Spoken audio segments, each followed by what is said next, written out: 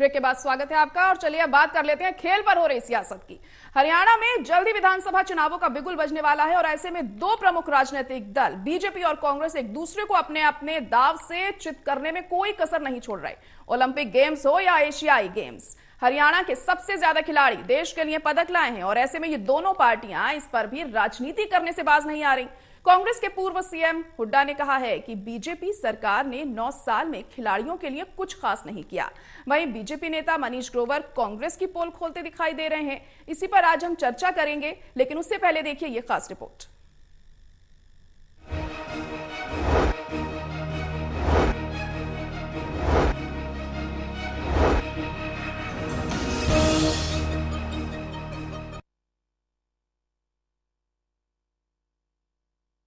चुनाव जब नजदीक आते हैं तो सियासी पार्टियां अपना दामन उजला होने का दम भरती हैं और विपक्षी पार्टी पर तोहमत लगाती हैं कि हमने ये किया, आपने तो भ्रष्टाचार और भाई भतीजावाद को बढ़ावा दिया है।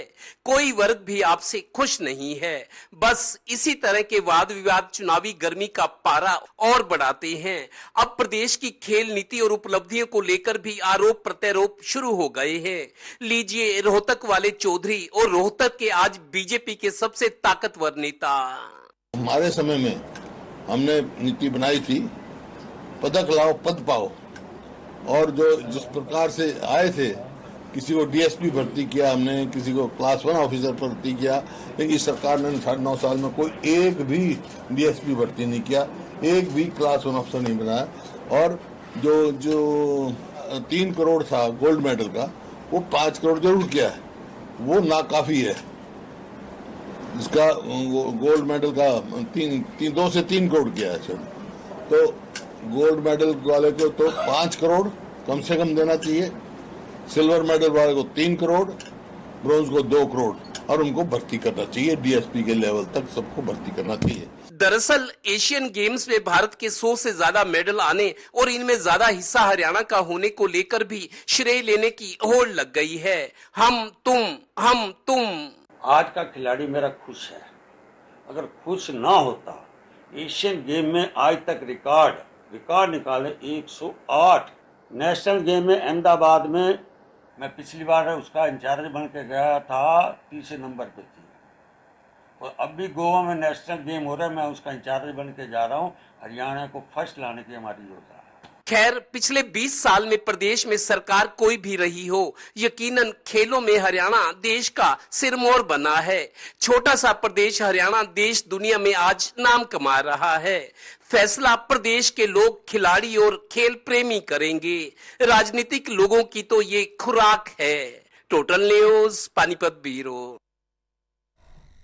चलिए शुरुआत करते हैं अपनी चर्चा की। वीरेंद्र सोनी जी, पहला सवाल आपसे ही करना चाहूंगी। अब देखिए, खेल नीति पर भी एक दूसरे पर आरोप मलने का सिलसिला शुरू हो चुका है। एक तरफ हुड्डा जहां ये कह रहे हैं कि प्रोत्साहन राशि में इजाफा होना चाहिए, तो वहीं मनीष ग्रोवर ये कह रहे हैं कि कांग्रेस की सरकार में कुछ खास काम नहीं किया गया खेल के क्षेत्र में। तो हम देख रहे हैं कि इस पर भी एक दूसरे पर जो आरोप प्रत्यारोप का दौर है वो भी शुरू हो चुका है, और जहां खिलाड़ी अपना पूरा 100% लगा देते हैं, वहीं जो नेता होते हैं राजनीति करने से बाज नहीं आ रहे हैं।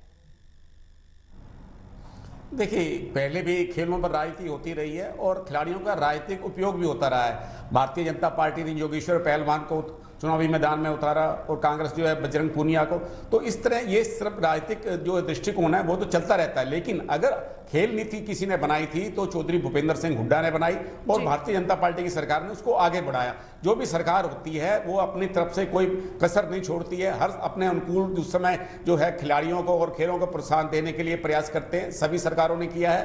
तो अब जो इस पर राजनीति हो रही है उसको सिर्फ अपने राजनीतिक जो वोटों की जो फसल है उसके लिए हो रही है। अब देखिए, इसके पीछे जो है खिलाड़ियों के परिवार की, खिलाड़ी समर्पण और त्याग की भावना होती है, और ये जो खिलाड़ी पनपते हैं इसमें उनका अपना योगदान होता है। और खिलाड़ियों के लिए जो पर्याप्त सुविधाएं मिलनी चाहिए वो वहां उनको नहीं मिल पाती।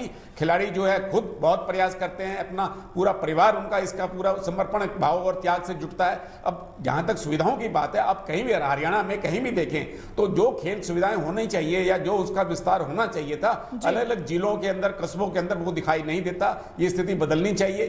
खिलाड़ियों को प्रोत्साहन दिया जाता है, लेकिन उनके लिए सुविधाएं भी उनके क्षेत्रों में सुविधाएं उपलब्ध करानी चाहिए। अब अंबाला छावनी में देखिए, वहां पर आपको फुटबॉल का स्टेडियम मिल जाएगा, तैराकी का स्टेडियम मिल जाएगा, लेकिन अन्य जो जिले हैं, अन्य शहर हैं, उनमें पर्याप्त सुविधाएं नहीं है। हालांकि भारतीय जनता पार्टी की गठबंधन सरकार ने जो खेल मंत्री है खिलाड़ी को बनाया, वो विवादास्पद हो गई, ये अलग बात है, लेकिन खिलाड़ियों को प्रोत्साहन देने के लिए हर सरकार की नीति रही है और उस पर जो राजनीति होती है वो होना स्वाभाविक है। हर जो है राजनीतिक नेता है अपने ढंग से इस बात का प्रयास करेगा और दूसरे को घेरने की कोशिश करेगा। जी जाहिर तौर पर, और तभी हम देखते हैं कि इस तरह से आरोप लगाए जाते हैं, फिर मुद्दा चाहे कोई भी हो। देवेंद्र कठुरिया जी, अगर खेलों की अगर हम बात करें तो तमाम मेडल्स हरियाणा के जो खिलाड़ी हैं भारत के लिए लेकर आते हैं, भारत का नाम रोशन करते हैं, और एशियन गेम्स में भी हमने देखा कि किस तरीके से शानदार प्रदर्शन रहा भारतीय खिलाड़ियों का। तो जिसकी सरकार होती है तो जाहिर तौर पर श्रेय जाता है उसको, चाहे कांग्रेस की सरकार हो या फिर बीजेपी की सरकार हो। तो ऐसे में क्या लगता है कि सरकार का कितना योगदान रहता है इसमें? देखिए, सरकार का प्रोत्साहन, इनाम देना, उस तरह का माहौल देना, सुविधाएं देना, सुरक्षा देना सरकार की जिम्मेदारी होती है। 2005 तक ओम प्रकाश चौटाला की सरकार थी। जब खेलों की बात आती है तो ओम प्रकाश चौटाला ये कहने से नहीं चूकते कि हमारी सरकार में, जब इंडियन नेशनल लोकदल की सरकार थी 2000 से 2005 की, सबसे पहले इनामों की शुरुआत 1 करोड़ 2 करोड़ हमारी सरकार ने की थी। नींव चौटाला ये अक्सर जब खेलों की बात आती है दावा करते हैं कि नींव मैंने रखी थी, मेरी सरकार ने रखी थी, उसके बाद की सरकारों ने काम किया।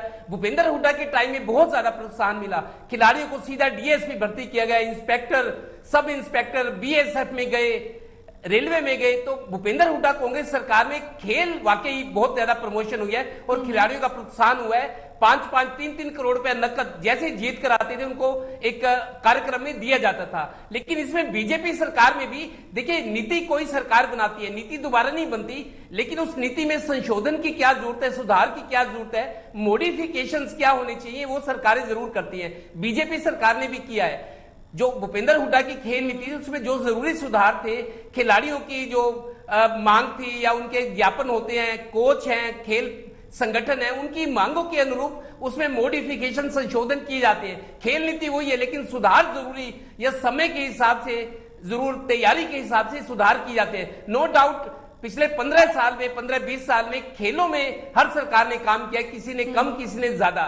तो आज देश दुनिया में हरियाणा का खेलों में रुतबा है। आर्मी में, डिफेंस फोर्सेस के अलावा खेलों में रुतबा है, इंडस्ट्री में, खेती में हरियाणा खेलों में रुतबा है। और शायद इसी वजह से खेलों को लेकर राजनीति भी देखने को मिलती है, क्योंकि सभी क्रेडिट लेना चाहते हैं। डॉक्टर महेश कुमार, ऐसे में आप किस तरीके से समझ रहे हैं इसको कि खेल कितने ज्यादा महत्वपूर्ण है हरियाणा में और कितना अहम मुद्दा है, क्योंकि चुनाव भी अब नजदीक है, इस वजह से हम देख रहे हैं कि इस तरह की जो बयानबाजी है वो ज्यादा बढ़ती हुई दिखाई दे रही है इन दिनों।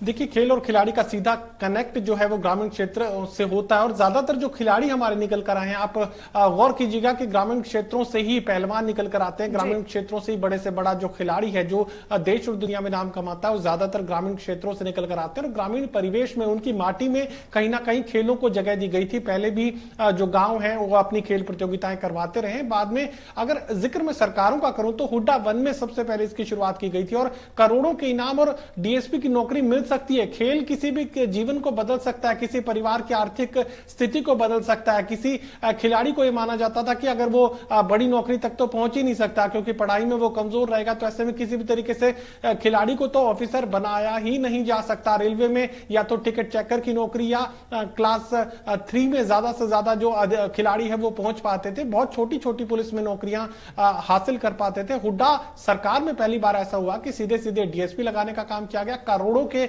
इनामों की जो बारिश है वो खिलाड़ियों पर की गई। तो सीधा जो असर है खिलाड़ियों के पहल का असर या कहें कि खिलाड़ियों के साथ का असर सरकार के ऊपर सीधा पड़ता है। भूपेंद्र सिंह हुड्डा इस बात को समझ रहे थे। खिलाड़ियों को आगे लाने का काम सबसे पहले हुड्डा 1 और 2 सरकार में किया गया और उसी कोशिश का परिणाम था कि भारतीय जनता पार्टी में हरियाणा के खिलाड़ी ये समझ चुके थे कि खेल से जीवन बदल सकता है, उनकी आर्थिक स्थिति बदल सकती है, उनके परिवार की माली हालत बदल सकती है, सब कुछ उनके जीवन में परिवर्तित हो सकता है अगर वो खेलों में आगे निकल जाए तो। और इसी का फायदा यहाँ पर जो अब एशियन गेम्स में मेडल की बारिश भारत के खिलाड़ियों में और खासकर हरियाणा के खिलाड़ियों में देखने को मिल रहे हैं, ये उसी की वजह है। नींव उस वक्त रखी गई थी जिसका फायदा अभी मिलता हुआ नजर आ रहा है। कोशिश भूपेंद्र सिंह हुड्डा की तरफ से लाजवाब की गई थी और अब अगर मौजूदा सरकार का भी जिक्र करें तो 3 करोड़ रुपए तक के इनाम जो है सरकार देने के लिए तैयार है, लेकिन भूपेंद्र सिंह हुड्डा इसे 5 करोड़ तक पहुंचाना चाहते हैं। खेलों का राजनीति से जो सामंजस्य है भूपेंद्र सिंह हुड्डा इसे बखूबी समझते हैं और यही वजह है कि और ज्यादा की मांग यहां पर भूपेंद्र सिंह हुड्डा सरकार के सामने रखते नजर आ रहे हैं ताकि सरकार पर जो दबाव है वो बढ़ाया जा सके। और आप अगर गौर करेंगे तो कल भी मैंने इस बात का जिक्र किया था कि कुछ भी ऐसा जो भारतीय जनता पार्टी के लिए चुनावी फायदे का सौदा साबित हो सकता है, भूपेंद्र सिंह हुड्डा उसे हिट करते हैं। और ये वही मुद्दा है। एशियन गेम्स में जो मेडल्स की बारिश यहां पर भारत और हरियाणा के खिलाड़ियों के लिए देखने को मिली, कहीं वो भारतीय जनता पार्टी के लिए फायदेमंद साबित नहीं हो जाए। और इसी मौके का यहां पर हिटबैक यहां पर भारतीय जनता पार्टी पर भूपेंद्र सिंह हुड्डा की तरफ से किया गया। वो साफ कह रहे हैं कि डीएसपी इन खिलाड़ियों को क्यों नहीं लगाया गया, जिस तरीके से उन्होंने कहा कि प्रोत्साहन राशि को बढ़ाया जाए और जो भी तमाम सुविधाएं दी जा रही हैं उसमें भी इजाफा किया जाए, क्योंकि उनका साफ तौर पर यही कहना था कि उनकी सरकार में और ज्यादा खिलाड़ियों के लिए काम किया गया है और मौजूदा बीजेपी सरकार नहीं कर रही है। फिलहाल आप सभी का बहुत शुक्रिया हमारे साथ जुड़ने के लिए और इस चर्चा के लिए।